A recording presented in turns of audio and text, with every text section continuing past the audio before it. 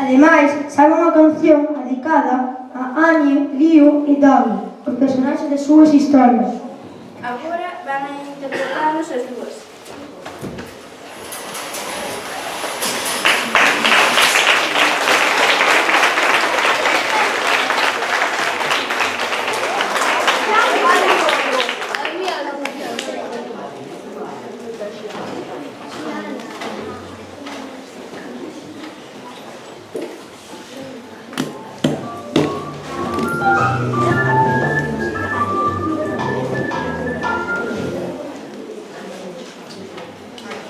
CD 1. Listening 1.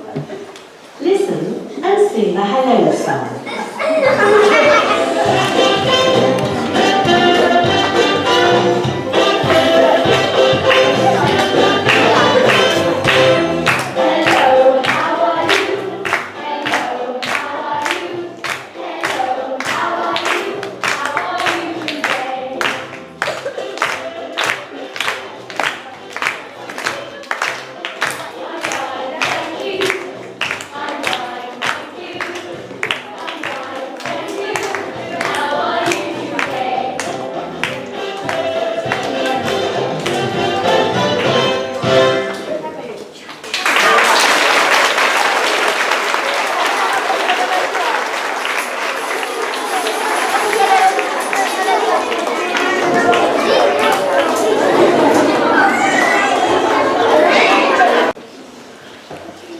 For the song,